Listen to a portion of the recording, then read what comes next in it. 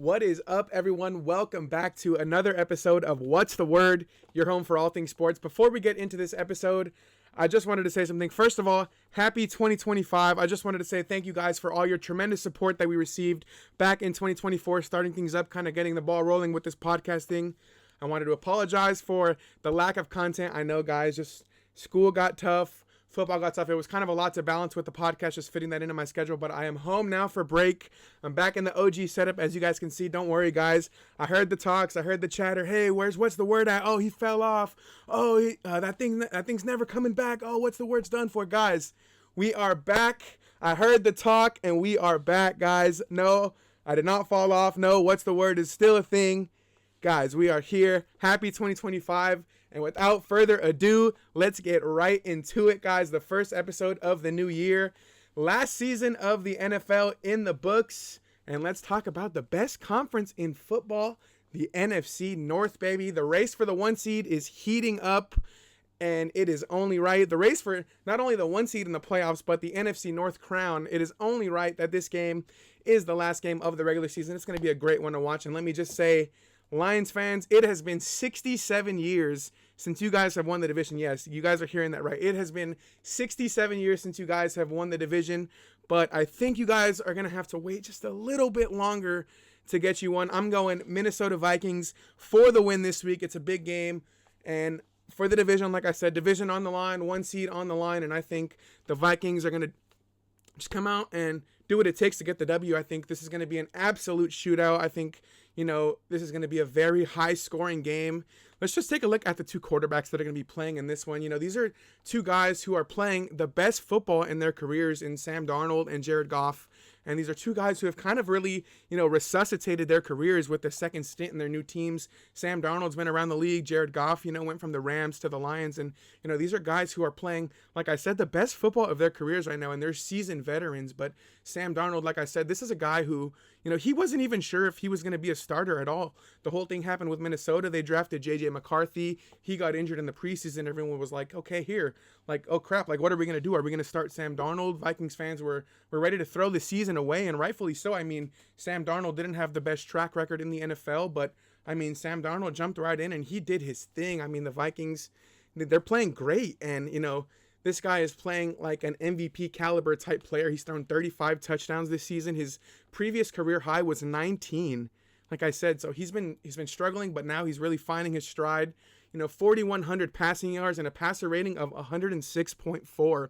And all of those are top 5 in the league, like I mentioned. So he is playing like an MVP caliber player, and he's the first QB in NFL history to record 14 wins in his first season with the team. So like I said, he's been around a few teams, but this guy, he is finding his life over there with Kevin O'Connell and in Minnesota, and he has really taken advantage of this opportunity. And who knows what the future is going to be like when J.J. McCarthy's healthy. I think, Vikings fans got a big decision, or Vikings, the front office, have a huge decision on their hands, if they're going to ride with Sam Darnold, which why wouldn't you after this season?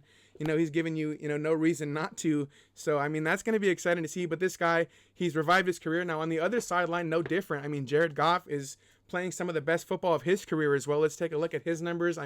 4,398 passing yards and 113.6 with the QB rating. Those are both number 2 in the league, and he's 4th in touchdown passes with 36. So, we know the QB play is not going to be an issue with these 2 guys tomorrow in Sunday Night Football. And, where things really get hard, and this is where I'm going to start, weighing in, and I feel like a lot of you guys are going to disagree with me because you're going to be like, oh, but the Lions, it hasn't happened yet. The Lions are going to be doing their thing regardless of what their defense. But, guys, I think the defensive struggles and the injuries are finally going to catch up to Detroit, this game, and I think in the rest of the playoffs as well. Let's just take a look. The Lions have not had, the best December. It's probably been one of the worst Decembers in all of football. And, they've allowed a mind-boggling 32 points per game. And during that stretch in December, they allowed 7.4 yards per play, which both of those, the yards and the points per game, are the most by any team in December in the Super Bowl era. And you're like, oh my God, like that's crazy. No, that can't be. And yeah, it's true. But the fact that, the Lions were still able to go 3-1 in December, despite that atrocious defensive stretch, it's crazy to me. And it's like, that's why the Lions are so hard to read, because, their offense is so high powered and they can still win these games when their defense gives up this amount of points. So I think, yeah, they've been doing it. They've been able to get it done. But I think, as we're getting into crunch time of the season, it's going to come back to bite them because, especially with the way their aggressive offensive play style is, we know Dan Campbell loves to go for it on fourth down. Pretty much anywhere on the field is 4-down territory for him. So, I feel like that really puts the defense in a tough spot. This is a defense who's badly injured. And, it's going to come down to a lot of one-score games. And he might be able, like I said, I keep repeating this because it's been working for them so far. But, they might be able to pull out a few close games. But I don't think that defense is going to be sustainable as we get, to this final stretch of the season and this, right before we hit the playoffs. But the Lions, they're top 10 in takeaways with 24, but they're 24th in sacks. That's something that they've really been struggling with without Aiden Hutchinson. We know he's been out for the season with that fibula injury, with that leg injury. So the Lions are hoping to get him back, hopefully for the Super Bowl, but who knows with that? Who knows if they even get there? But the defense has really been struggling. I think now is the time where that's going to catch up to them. And I think on Sunday more so, they're going to have to they're really going to have their hands full limiting Justin Jefferson. This is a guy who has torched Detroit in their home stadium. He's averaging 182 receiving yards every time he plays them at their home. So this is a guy who's going to give the Lions some work. He's going to give them some trouble. And, the Lions, they've had their struggles. Like I said, they've committed 18 defensive pass interference penalties. That's the most in the NFL. And, they're going against the Vikings offense that thrives on those penalties. Like I said, they have those guys, Jordan Addison, Justin Jefferson, who can just take the top off defenses. And that's where they thrive. The Vikings offense has gained more yards, which is 328 on flags for defensive pass interferences than any other NFL team. So they know how to draw the flags. Like I said, they have some athletes out there, and there's not a lot you can do. Sometimes you get beat and, the DB gets put in a bad spot. And so I feel like I said, that's going to catch up to the Lions, especially on Sunday. They do like to play a lot of man coverage. They're very aggressive on defense. So I think if you're the Lions defensive coordinator, you know that, and there's going to be a big focal point. Your DBs are going to be on islands with, these great route runners, these great pass catchers that the Vikings got.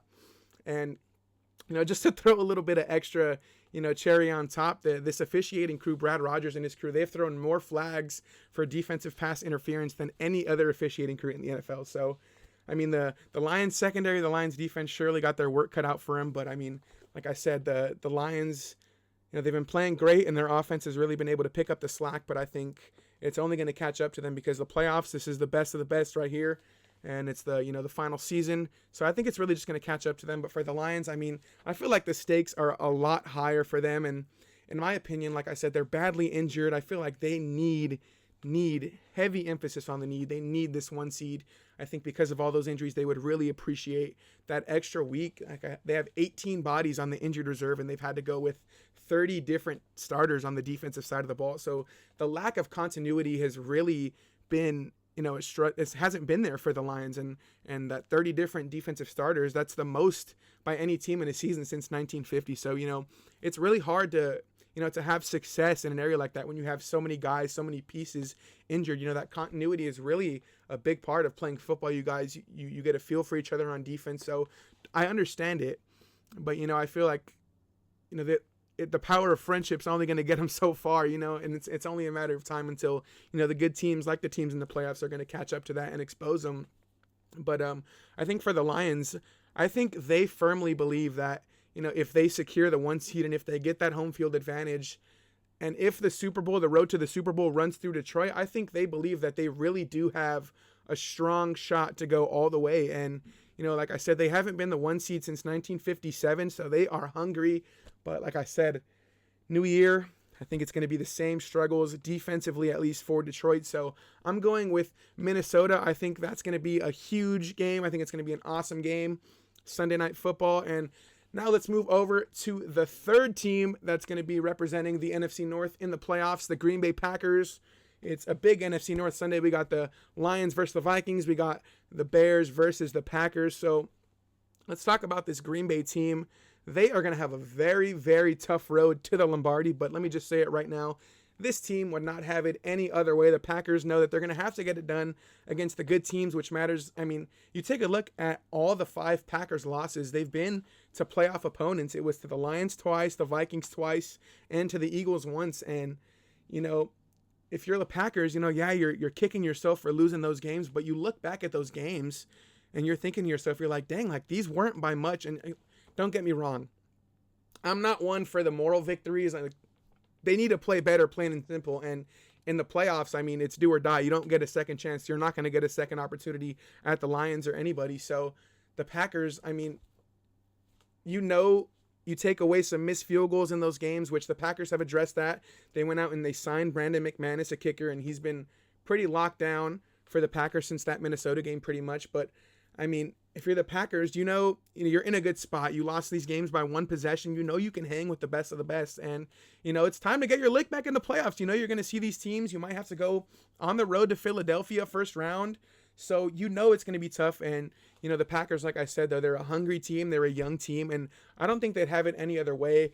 Leading the way, driving the boat, Mr. Jordan Love. He has been playing some great football. He's gone 6 consecutive games without an interception, though. And one thing, though, although he's been able to keep it clean, a little bit concerning, Josh Jacobs, he's put the ball on the ground in 2 of the last 3 games. So a little area of concern. I feel like, the Packers' heavy workload, I don't know. I feel like you shouldn't read too much into it because, he is such a workhorse. The Packers do give him the ball a lot. I feel like it was bound to happen a little bit. So I feel like Josh Jacobs, he's an elite back. I feel like he's going to, get everything on the right track, and I feel like he's going to lock back in. I don't expect him to put the ball on the ground too much. But I mean, like I said, they have been riding him. The run game has been one of the best in the league all season. It's really no secret why. I mean, they rank 5th in the NFL with 144.6 rushing yards a game. So that lethal combination of, Josh Jacobs, his offensive line, they have really been in sync. And, part of that really, like I talked about for the Lions, continuity on the defensive side of the ball, continuity on the offensive line for the Packers has really been it. They have been so lucky to stay healthy, and the majority of their 5 starting offensive line have been able to play together and, build that continuity, build that trust with each other, and build that trust with Josh Jacobs. And, with an offensive line and with a running back, that's really huge. So the fact that they've been able to do that, I mean, the results are showing. They're putting in the work. So I'm excited for this Packers team. It's going to be, like I said, they know they have their work cut out for them, but, this Packers team is hungry. And, I'm excited to see how they handle themselves on the road. I think they shocked a lot of people last year in the playoffs when they went to Dallas, and when they punched them in the mouth, they stunned them.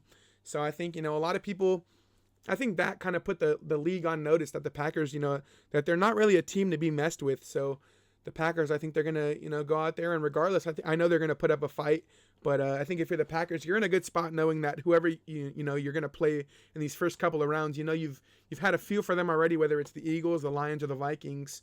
You're in a good spot if you're the Packers. So like I said, hopefully, come playoff time, they can bring that hunger, they can bring that juice, and they can go get them one, because that's been their struggle. They have not been able to just get over that hump with Aaron Rodgers. Now that he's out of the picture, hopefully Jordan Love can be what Packers fans have been missing, and he can take us to the promised land and get us over that hump. But it's gonna wrap it up for the Packers. Let's talk about, hearing all this NFC North talk. It surely has you thinking that there's some 4th team in this conference of Goliaths, but let me just tell you right now, that is not the case. The 4th team in the NFC North, yes, the bad news Bears, guys. And let me just say, it pains me to say that, because I remember in previous episodes, I was so excited to see what the Bears were going to do, and gosh, it hurts me to see them underperform. It hurts especially too. Actually, no, I can't say that it hurts me because I'm a Packers fan, because I enjoy the Bears' downfall. But, just as a sports fan, it hurts me because, this was a team that had so much expectations, and really for the first time in a long time. But really, between the problems blocking and Caleb Williams is, holding the ball too long, the Bears have really struggled to find any consistent rhythm on offense. And, while Williams, he's done a great job, don't get me wrong, he has showed so many flashes of his potential during the season, whether it's, making strong throws or using his legs to escape the pocket. I think some of the biggest concerns this season so far have been issues with his accuracy and his inability to throw the football away. And, sticking on that accuracy, that's kind of uncharacteristic for Caleb Williams, because this is a guy who, you saw him in college at USC. You saw him making all these throws. That's what won him the Heisman, was his deep ball accuracy. So, you get a guy who comes into the league, and it's a little bit of a shock to see him. And, it's not a direct correlation, to college and the league, but it is a little shocking to see Caleb Williams not be as accurate with the ball and the deep ball. But, I mean, the offensive line has really taken a lot of the heat for Caleb Williams, but I think, they shouldn't be taking all the fire. I think you got to look at Caleb Williams. I mean, he is holding onto the ball the fourth most in the league. He averages 3.8 seconds with the ball, and he has to take his fair share of the blame. I mean, the offense has an 11% sack rate, and that's last in the NFL. So you look at Caleb, yeah, I mean, the O-line's getting a rush, but he's back there patting the ball. Like I said, 3.8 seconds. That's a lot of time back there. So I get it. He's getting a feel for the game still, but he's got to get, an understanding that internal clock's got to be going off, when to throw the ball away. And, while the pass blocking, like I said, it hasn't been the best, it hasn't been the worst.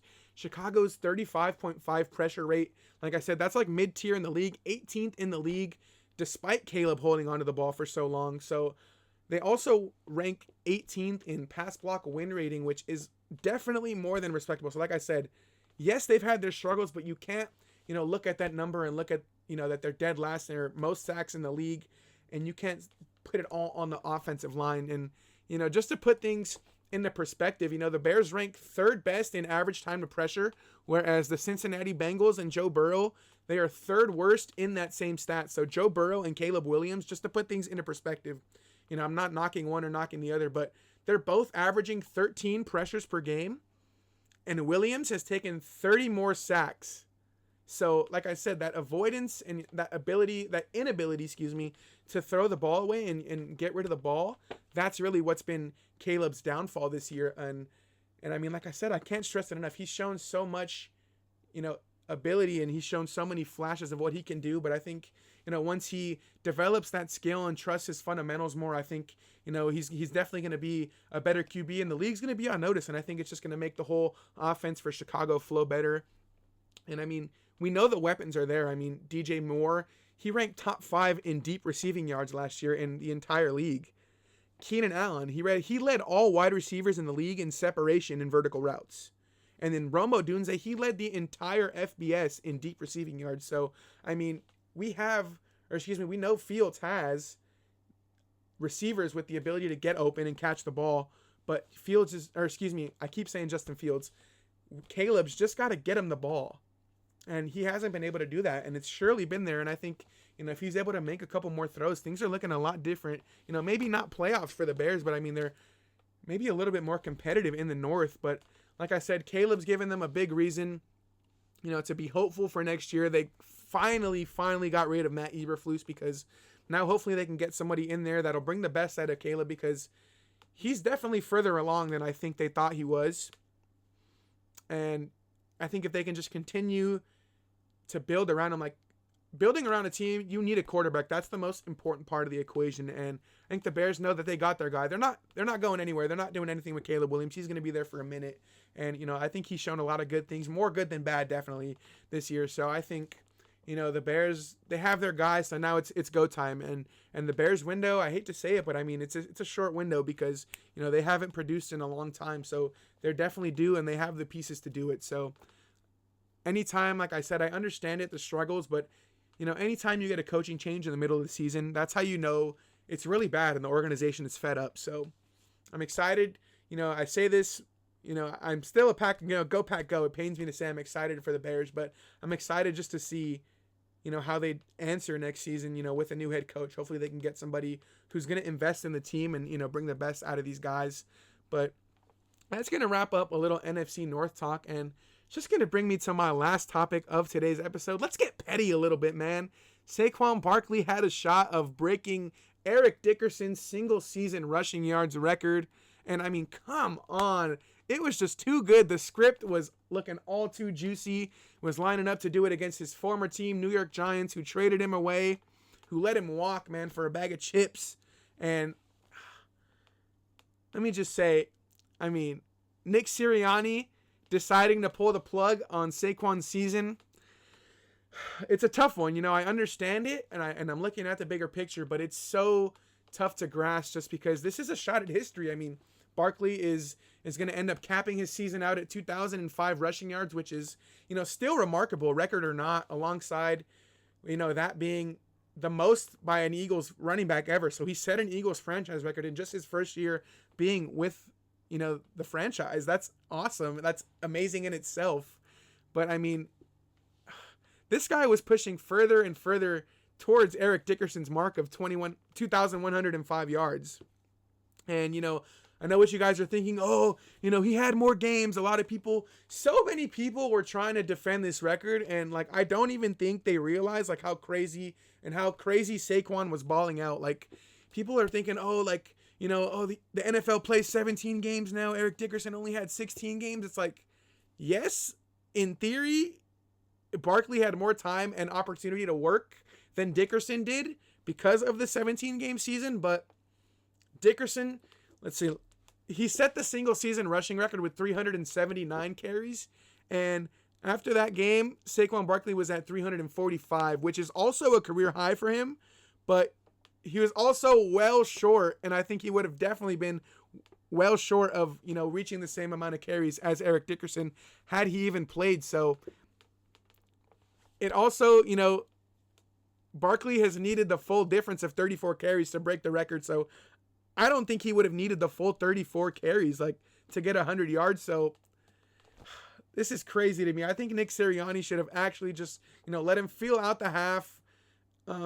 And, both of those guys, Eric Dickerson, Saquon Barkley, they both played 16 games. And Saquon, they averaged 21.6 yards per carry to Eric Dickerson's, 23. Or excuse me, read that wrong. Backtrack real quick. Barkley averaged 21 carries per game, not yards per carry, 21 carries per game versus Dickerson's 23. So, I mean, this guy was well on track to breaking this record, and 17th game or not, he didn't even really need it. I think it's just crazy that, Sirianni sat him out. This record has been untouched for 40 years, and no one has come close to it since Adrian Peterson in, 2012. He was, a couple 100 yards away. I think he was a little bit closer than Saquon. I don't have the exact number. But, I mean, that just goes to show you, how elite this record is. And the fact that Saquon was as close as he was for a half to at least feel it out. But I got to go say with that, Eagles, you guys better go win the whole thing now, because